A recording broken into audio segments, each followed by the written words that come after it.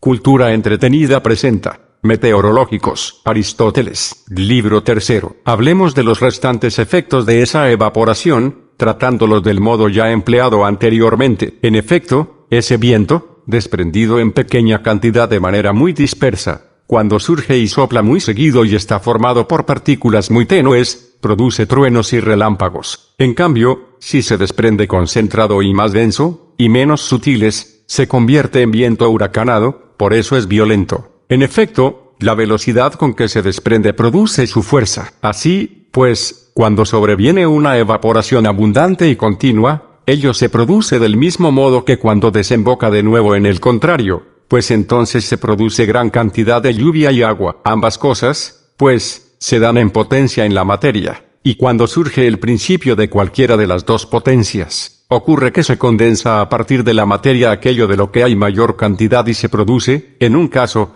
lluvia y, en el de la otra exhalación, un huracán. Cuando el viento despedido por la nube choca con otro, como cuando el viento se ve forzado a pasar de un ancho a otro estrecho en las puertas o calles, pues sucede muchas veces en tales casos que, al ser rechazada la primera parte de la corriente de viento porque cede debido a la estrechez o al flujo en sentido contrario, se forma un círculo y un torbellino de viento. En efecto, el de delante impide avanzar, mientras que el de atrás empuja, de modo que se ve forzado a moverse de lado, por donde no se ve impedido, y así también el que sigue, hasta que forma una unidad, esto es, un círculo, pues la figura cuyo desplazamiento es único ha de ser también forzosamente única. Por esto, pues, se forman los torbellinos sobre la tierra, y de manera semejante tienen su comienzo en las nubes, salvo que, así como cuando se origina un huracán se desprende siempre de las nubes y se convierte en un viento continuo, así también allí se da una sucesión continua de nubes, pero al no poder desprenderse el viento de la nube debido a la densidad, gira al principio en círculo por la causa mencionada, y se mueve hacia abajo porque las nubes siempre se condensan por donde pierden el calor. Este fenómeno, si es incoloro, se llama tifón, que es como un huracán abortado. Con vientos del norte no se forman tifones, ni huracanes cuando hay nevadas, porque todos ellos son viento y el viento es exhalación seca y caliente. Por consiguiente, el hielo y el frío, por ser dominantes, la extinguen desde el principio, así que se genera. Que dominan es obvio, pues no habría nevadas ni lluvias del norte. En efecto, estas sobrevienen cuando domina la frialdad. Así, pues, se forma un tifón cuando, al nacer un huracán, no puede desprenderse de la nube, y existe debido a la resistencia del torbellino. Cuando la espiral se desplaza hacia la tierra llevando consigo la nube, no puede liberarse. Allá donde sopla directamente lo mueve con su soplo y, con su movimiento circular, vuelca y levanta por la fuerza sobre lo que se abate. Cuando al tirar hacia abajo se inflama. Esto se da si el viento se hace más tenue, se llama tormenta, pues se enciende el aire coloreándolo con la ignición. Si en la propia nube se desprende mucho viento y muy tenue, se convierte en rayo. Si es demasiado tenue y no quema debido a su sutileza, el que los poetas llaman resplandeciente, y si lo es menos y quema, el que llaman humeante, pues el primero, gracias a su sutileza, se desplaza y, gracias a su rapidez, atraviesa antes de incendiarlas y ennegrecerlas por estar tiempo en contacto. El más lento, en cambio, tizna pero no quema, sino que antes punto. Por eso las cosas que ofrecen resistencia sufren algo, las que no, nada. G. Ya el bronce de una lanza se fundiera sin que a la madera le pasara nada, pues, debido a su esponjosidad, el soplo lo ha atravesado antes punto y coma de manera semejante, al pasar a través de vestidos, no los ha quemado, sino que ha hecho como una raspadura. Está claro, por consiguiente, a partir de este tipo, que todas estas cosas son viento. Incluso es posible a veces contemplarlo con los ojos, como pudimos ver recientemente cuando ardió el templo de Éfeso. En efecto, unas llamas, separándose del resto, se extendieron por todas partes. En cuanto a que el humo es viento y que el humo quema, es evidente y se ha expuesto anteriormente en otro lugar, y cuando se propaga concentrado, resulta patente que es viento. Así, pues, lo que se manifiesta en las pequeñas fogatas se produjo entonces con mucha más fuerza. Al quemarse mucho material, al reventar los maderos en los que se originaba el viento, se propagaba muy concentrado y se elevaba inflamado, de modo que se veían las llamas moverse y precipitarse sobre las casas. En efecto, hay que suponer que a los rayos les sigue y les precede siempre un viento, pero no se ve por ser incoloro. Por eso que está a punto de golpear se mueven antes de recibir el impacto, al caer previamente sobre ellas las primeras del viento. También los truenos parten, no por el ruido, sino porque al mismo tiempo se desprende el viento que produce el impacto y el ruido, aquello a lo que golpea lo parte, pero no lo quema. Se ha tratado, pues, acerca del trueno, del relámpago y del huracán, así como de las tormentas, los tifones y los rayos, y que todos ellos son lo mismo y cuál es la diferencia entre todos ellos. Tratemos ahora del halo y el iris, de qué es cada uno y por qué causa se produce, y también de los parelios y las rayas. En efecto, todos estos se producen por las mismas causas. Acerca de cada uno de ellos hay que considerar primeramente sus propiedades y sus circunstancias. Pues bien, muchas veces aparece el círculo completo del halo y se forma alrededor del sol, de la luna o de las estrellas brillantes, y no menor de noche que de día, a mediodía o a la tarde, menos frecuentemente al alba y en el ocaso. Del iris, en cambio, nunca se forma un círculo ni una sección mayor que un semicírculo, y cuando más pequeño es el círculo y más grande el sector es al ponerse o al salir, mientras que, cuando está más alto, el círculo es mayor y el sector más pequeño. Y después del equinoccio de otoño, durante los días más cortos, ocurre a cualquier hora del día, mientras que en los de estío no se produce en torno al mediodía. Tampoco se forman más de 2 iris a la vez. Cada uno de estos es tricolor, y los colores son en ambos los mismos e iguales en número, pero más apagados en el exterior y colocados en orden contrario, pues el interior tiene la primera circunferencia, la mayor, escarlata, mientras que el exterior tiene la menor y más próxima a aquella, y las demás en análoga punto. Esos colores son casi los únicos que los pintores no pueden producir, pues obtienen algunos por mezcla,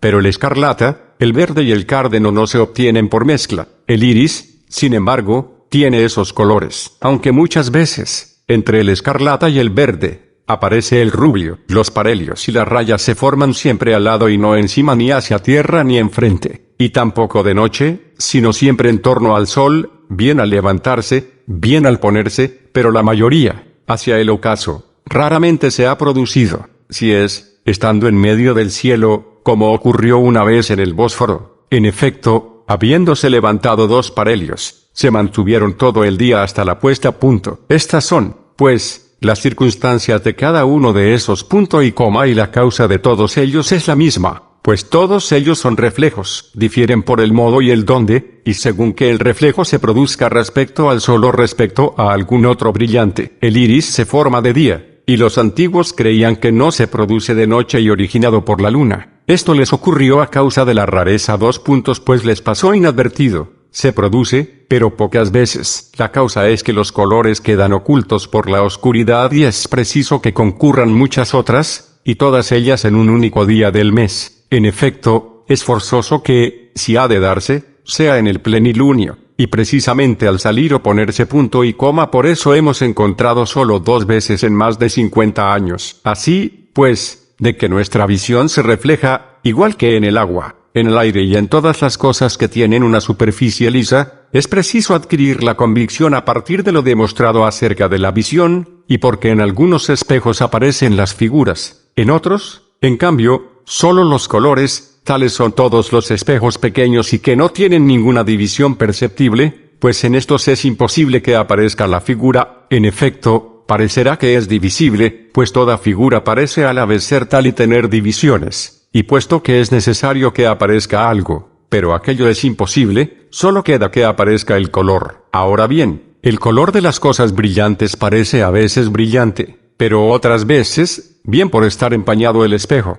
los halos bien por la debilidad de la vista, produce la apariencia de otro color. Considérese que hemos estudiado ya estas cosas en las conclusiones relativas a los sentidos. Hablemos, por consiguiente, de algunas y sirvámonos de las ya establecidas. Hablemos primero de la figura del halo, de por qué forma un círculo y surge en torno al sol o la luna, así como alrededor de alguno de los demás astros, pues el mismo razonamiento será válido en todos los casos. Pues bien, el rebote de la vista se produce al condensarse el aire y el vapor en nube, si por azar se condensa uniformemente y en pequeñas partículas. Por eso esta condensación es signo de agua. Las fragmentarias y mortecinas, en cambio, estas últimas, de buen tiempo, las fragmentarias, de viento. En efecto, si no está apagado ni fragmentado, sino que le es permitido adquirir plenamente su naturaleza, es probable que sea signo de agua, pues muestra que se está produciendo tal condensación, a partir de la cual, si adquiere cada vez densidad, es forzoso que venga agua. Por eso estos resultan los más oscuros de todos en cuanto al color. En cambio, cuando queda fragmentado, es signo de viento, pues la división se ha producido por un viento que ya existe pero todavía no está presente. Un signo de ello es que el viento surge de allá donde se forma la ruptura principal. Si es mortecino, en cambio, de buen tiempo, pues si el aire no está como para dominar el calor encerrado ni pasar a una condensación acuosa, es obvio que todavía no se ha desprendido el vapor de la exhalación seca e ígnea, y esta es causa de buen tiempo. Queda dicho, pues, en qué estado del aire se forma la reflexión. La vista rebota en el celaje concentrado en torno al sol o a la luna, por eso no aparece en el contrario, como el iris, y al reflejarse de manera semejante por todas partes, es forzosamente un círculo o una porción de círculo, pues las iguales desde un mismo punto hasta un mismo punto se quebrarán siempre sobre la línea de un círculo. Sea, en efecto, habla quebrada desde el punto A hasta el punto B, y también as y ab, son iguales entre sí A, hacia, y también las hasta B, a saber, B, Z, B y B, únase a E de modo que los triángulos sean iguales. En efecto, están sobre idéntica a E, trácense perpendiculares sobre a E desde los ángulos, E desde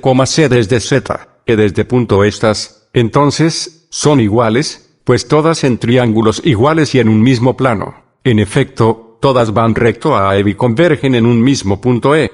Por consiguiente, la trazada será un círculo, y su centro, E. Pues bien, B es el sol, A es la vista, y la circunferencia por Z, la nube en la que rebota la vista hacia el sol. Las reflectantes hay que considerarlas continuas, pero, debido a su pequeñez, cada una de ellas es invisible, mientras que a partir de todas ellas, por estar juntas, parece existir una unidad. El sol se manifiesta resplandeciente en un círculo continuo, apareciendo en cada uno de los reflectantes y sin ninguna división perceptible, más bien hacia la tierra, por estar allí más en calma, pues si hay viento, evidentemente no habrá estabilidad. En cambio, el anillo inmediatamente siguiente a dicho es negro, pues parece serlo debido al resplandor de aquel. Los halos se forman más a menudo en torno a la luna, debido a que el sol, al ser más caliente, disuelve más rápidamente las condensaciones de aire. También se forman alrededor de las estrellas por las mismas causas, aunque no son tan indicativos, ya que denotan condensaciones muy pequeñas y aún incapaces de generar punto. Que el iris es un reflejo se ha dicho ya antes. Digamos ahora qué tipo de reflejo, y cómo y por qué causa se da cada una de las circunstancias que lo rodean. Pues bien, es patente que la vista se refleja en todas las lisas, y el aire y el agua están entre ellas. Se produce en el aire cuando coincide que está condensado, pero, debido a la debilidad de la vista, muchas veces produce la reflexión aún sin condensación, como le ocurría a cierto que veía débilmente y sin agudeza. En efecto, creía que, al caminar, le precedía siempre una imagen que le miraba de frente. Eso le ocurría porque su visión rebotaba hacia él, pues era tan débil y absolutamente tenue, por su agotamiento, que se convertía en espejo incluso el aire más inmediato y no podía apartarlo,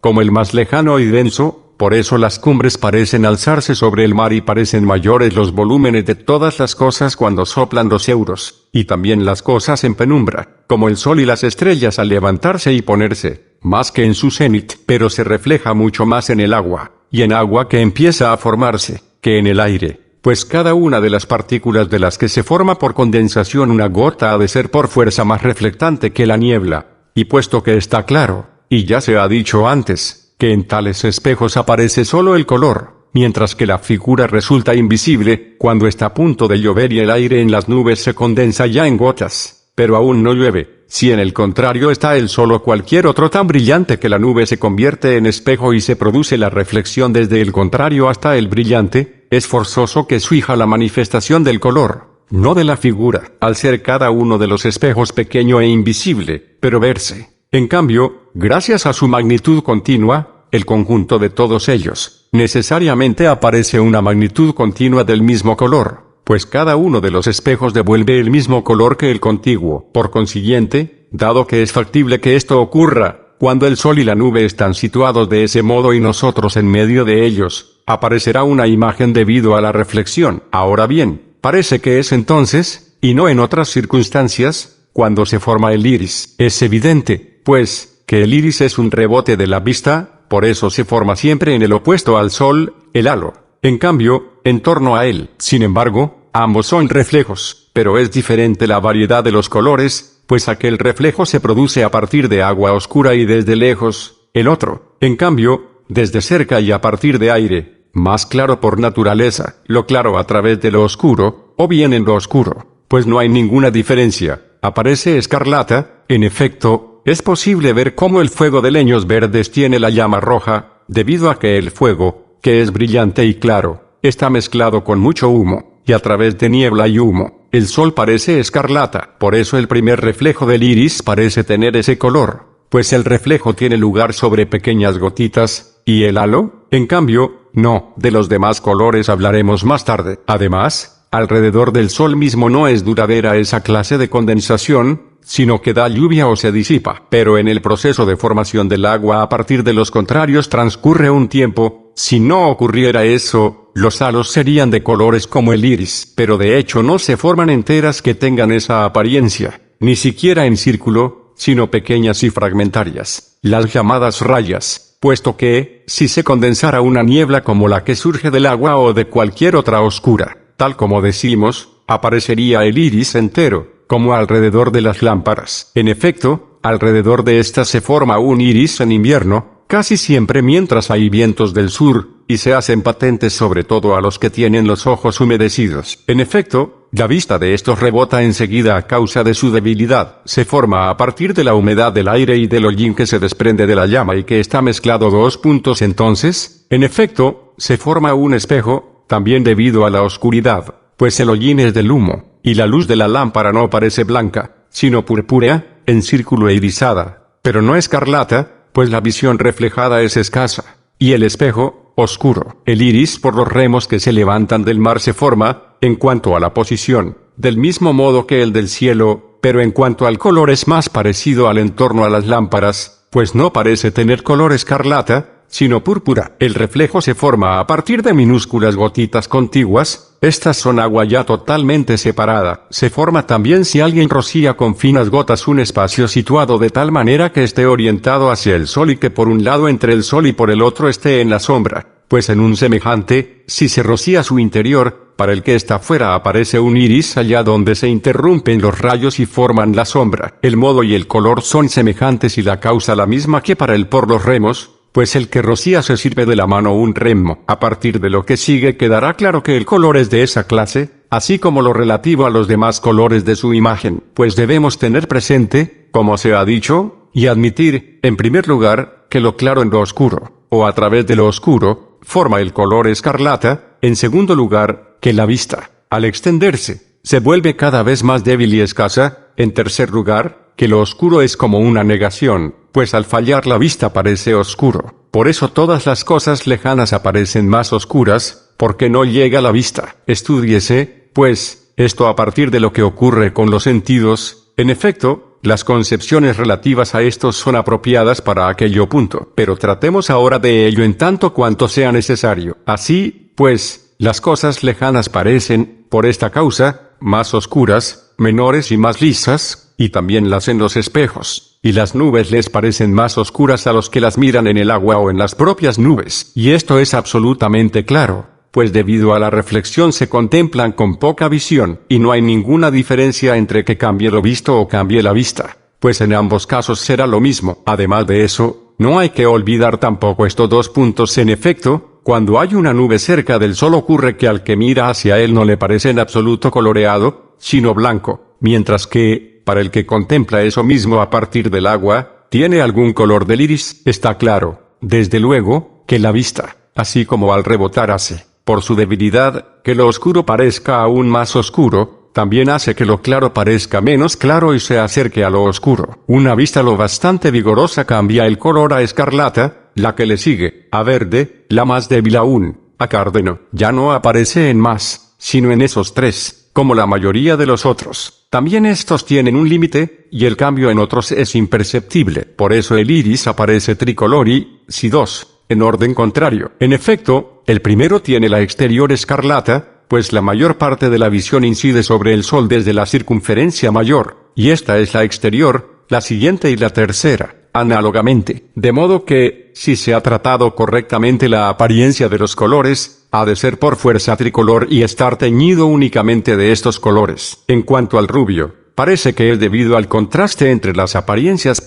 En efecto, el escarlata, al lado del verde, parece claro. Una prueba de esto, cuanto más oscura es la nube, más débil se hace el iris, y entonces ocurre que el escarlata parece más rubio. En el iris, el rubio es un color intermedio entre el escarlata y el verde. Así, pues, debido a la oscuridad de la nube circundante, todo su escarlata parece claro, pues en relación con eso es claro. Y de nuevo al desvanecerse el iris, cuando se disipa el escarlata, pues por ser la nube clara, al correrse hacia el verde, cambia a rubio. La mayor prueba de esto es el iris de la luna. En efecto, parece totalmente blanco. Esto ocurre porque aparece en medio de una nube tenebrosa y de noche. Al modo, pues, como el fuego al fuego, lo oscuro con lo oscuro hace que lo tenuemente claro aparezca totalmente claro. Y eso es lo escarlata. Este fenómeno se hace patente también en los tintes, pues en los tejidos y en los bordados se da una indescriptible diferencia de aspecto entre las diferentes combinaciones de colores, por ejemplo, los púrpuras sobre lana blanca o sobre lana negra, y también con tal o cual iluminación. Por eso también dicen los bordadores que se equivocan a menudo de tonalidad cuando trabajan a una lámpara, tomando unas por otras. Por eso, pues, se ha dicho que el iris aparece tricolor y solo de los mencionados colores. Por la misma causa doble es de colores más apagados envolvente y tiene los colores dispuestos en posiciones contrarias, pues la vista, extendida a mayor distancia, ve del mismo modo lo de aquí que lo más alejado. La reflexión, pues, sobre el exterior resulta más débil por producirse el rebote más lejos. De modo que al incidir menor hace que los colores aparezcan más apagados, y en orden inverso porque la mayor incide sobre el Sol desde el menor y desde la circunferencia interior, pues al estar más cerca de vista, rebota en la circunferencia más cercana del primer iris. Ahora bien, la más cercana en el iris exterior es la circunferencia más corta, de modo que ésta tendrá color escarlata, y análogamente la siguiente y la tercera. Sea ve el iris exterior, el interior, el primero. En cuanto a los colores, sea el escarlata, el verde y el cárdeno, el rubio aparece en Z. 3 o más iris no se forman nunca, porque ya el segundo resulta más apagado, de modo que la tercera reflexión resultaría extremadamente débil y no podría llegar al Sol. A partir del diagrama será obvio para los que lo estudien que no es posible que el iris forme un círculo ni tampoco una sección mayor que un semicírculo, así como lo relativo a las demás circunstancias que lo rodean. En efecto, siendo A un hemisferio sobre el círculo del horizonte, K su centro, y H otro punto cualquiera de salida. Si unas líneas desde K que caen en forma de cono hacen como un eje de la HK, y si, trazadas desde K hasta M, se reflejan desde el hemisferio hasta H sobre el ángulo mayor, las desde K caerán sobre la circunferencia de un círculo, y si la reflexión se produce a la salida o a la puesta del astro, lo recortado por el horizonte sobre la Tierra será la mitad del círculo, mientras que si se produce más alto, el semicírculo será cada vez más pequeño, y será mínimo cuando el astro se halla en su mediodía, sea primero, en efecto, a la salida, a saber, H, y que KM se refleja sobre H y que se traza el plano en el que está A por el triángulo HKM. La sección será el círculo máximo de la esfera, sea este A en efecto, no habrá ninguna diferencia sea cual sea el plano, trazado sobre HK y determinado por el triángulo KMH. Pues bien, las líneas que vayan de H y de K a cualquier otro punto del semicírculo A no guardarán entre sí la misma relación, en efecto, como quiera que sean determinados los puntos K y H y la HK, se habrá determinado también la MHI. En consecuencia, la relación entre MH y MK. Entonces M tocará una circunferencia determinada, sea esta la como NM, de modo que ha quedado determinada la intersección entre las circunferencias. En cambio, entre los mismos puntos del mismo plano y otra circunferencia distinta de MN no se mantendrá la misma relación. Entonces, tendida una línea B y córtese respecto a B como MH respecto a MK, es mayor MH que KM, puesto que la reflexión del cono sobre un ángulo mayor, en efecto, subtiende al ángulo mayor del triángulo KMH, luego también es mayor que B. Añádase entonces una prolongación de B, Z, de modo que lo que es con respecto a B lo sea a su vez BZ con respecto a punto a continuación, lo que es Z respecto a KH, hágase que sea B respecto a otra, K y tras SD, AM la M. Así, pues, será el polo del círculo sobre el que inciden las líneas desde K. En efecto, lo que es Z respecto a KH y B respecto a K lo será también respecto a M, pues que no lo es, sino con respecto a menor o mayor que M, sea con respecto a P. En tal caso, HK y K y P tendrán entre sí la misma relación que Z, B y punto. Ahora bien, Z, B y estaban en una relación que era a B lo que Z B a dos puntos, de modo que lo que H es a P lo será también P a K. Si, pues, se trazan desde K y H hasta P las HP y KP, estas tendrán la misma relación que H respecto a P, pues las del triángulo HP y las del KP homólogas en torno al ángulo punto, de modo que P tendrá respecto a KP la misma relación que H respecto a P. Ahora bien, también MH tiene respecto a KM esa misma relación, pues unas y otras la misma que respecto a B. De modo que desde los puntos H y K no solo se habrán trazado hasta la circunferencia MN que tienen entre sí la misma relación, sino también hasta otros dos puntos, lo cual es imposible. Así, pues, dado que no ni respecto a menor ni respecto a una mayor que M, en efecto, igual se demostrará. Es obvio que estará con respecto a la propia M, de modo que H respecto a M y, por último, M respecto a MK serán lo mismo que M respecto a K, si sirviéndose, pues, de como polo y de la distancia M, se dibuja un círculo, tocará todos los ángulos que forman al rebotar las de H y de K. Si no, se demostrará, igual, que tienen la misma relación las trazadas a diversos otros puntos del semicírculo, lo cual era imposible, pues si se hace girar el semicírculo como a en torno al diámetro HK, las líneas reflejadas desde H y K hasta M en todos los planos estarán en la misma, y harán igual el ángulo KMH. También el ángulo que formen H y M sobre H será siempre igual. Así, pues, los triángulos sobre H y K se mantienen iguales a HM y KM. Las perpendiculares de estos caerán sobre el mismo punto de H y serán iguales. Háganse caer en O. En tal caso, o el centro del círculo, y quedará cortado por el horizonte un semicírculo en torno a Monseñor, pues que el Sol no domina los superiores, pero sí los que se afincan en las inmediaciones de la Tierra, y dispersa el aire, y por eso el iris no completa el círculo. Se produce también, en contadas ocasiones, de noche, por la luna. En efecto, tampoco es siempre plena, por naturaleza demasiado débil como para dominar el aire. De hecho, el iris se mantiene más firme donde más domina el Sol, pues en él permanece la mayor cantidad de humedad, y aún, sea aquel horizonte, elévese el H y sea ahora el eje H, todo lo demás se mostrará igual que antes, pero el polo del círculo, estará por debajo del horizonte A, al haber sido elevado el punto H, sobre la misma el polo y el centro del círculo y el centro del que delimita ahora el orto, pues este es el por H. Ahora bien, como quiera que KH está por encima del diámetro A, el centro estará por debajo del anterior horizonte, por A, sobre la línea K, por O.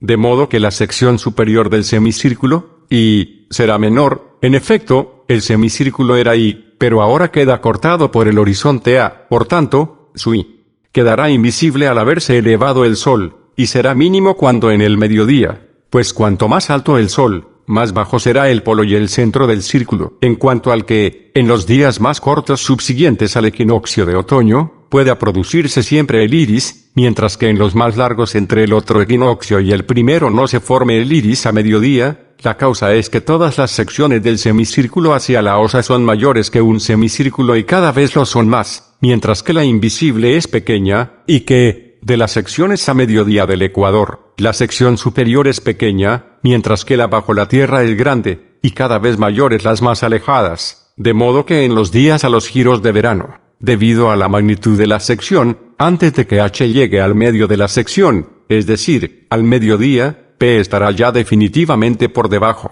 por estar el mediodía muy distante de la Tierra debido a la magnitud de la sección. En cambio, en los días a los giros de invierno, debido a que las secciones de los círculos no están muy por encima de la Tierra, forzosamente sobrevendrá lo contrario, pues el Sol alcanza el mediodía estando muy poco elevado H. En relación con los parhelios y las rayas hay que suponer también las mismas causas ya dichas. En efecto, el parhelio se produce al rebotar nuestra vista hacia el Sol, y las rayas, por incidir la vista cuando ésta se halla en la condición que dijimos que se da siempre que, habiendo nubes cerca del Sol, rebota de alguna líquida a las nubes. En efecto, Las propias nubes parecen incoloras a los que las miran directamente, mientras que en el agua la nube repleta de rayas, salvo que entonces parece que el color de la nube está en el agua, mientras que en las rayas en la propia nube. Esto se produce cuando la constitución de la nube es irregular y en un lado es más densa y en el otro está rarificada, y en una parte es más acuosa y en otra menos, pues al rebotar la vista hacia el sol, no se ve la figura de este por la pequeñez de las reflectantes, pero sí el color, y por aparecer en irregular, del sol, brillante y claro, hacia el cual rebota la vista. Una parte parece escarlata, otra, verde o rubia. En efecto, no hay ninguna diferencia entre ver a través de tal clase o por reflexión en ellos, pues en ambos casos parece similar el color. De modo que, si en aquel caso era escarlata, también en este. Así, pues, las rayas se forman por la irregularidad de la reflectante, no en cuanto a la figura, sino en cuanto al color. El parhelio, en cambio, se forma cuando el aire es más regular y,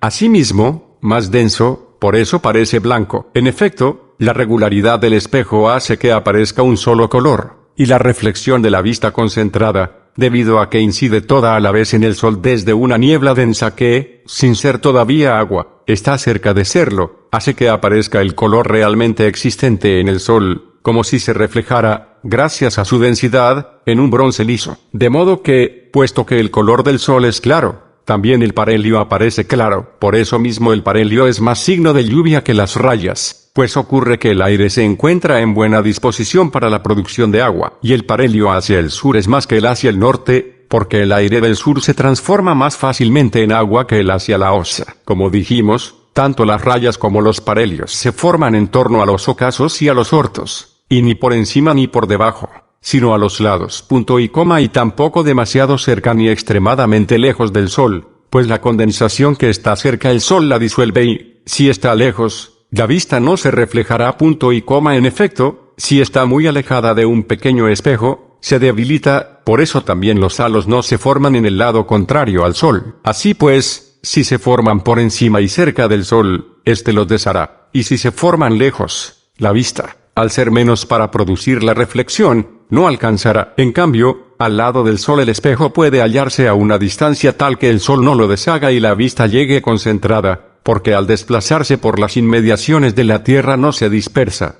como al desplazarse por la inmensidad, y por debajo del sol no se forman porque cerca de la tierra serían disueltos por el sol, mientras que en lo alto, en medio del cielo, la vista se dispersaría, y en general tampoco se forma a un lado pero hacia el cenit, pues nuestra vista no se desplaza por las inmediaciones de la tierra, de modo que llega escasamente al espejo y la que se refleja queda extremadamente débil. Todos estos y de este tipo son, pues, los efectos que llega a producir la evaporación en las regiones por encima de la tierra, de todos los que produce en la propia tierra, al quedar encerrada entre porciones de ésta. Hay que hablar.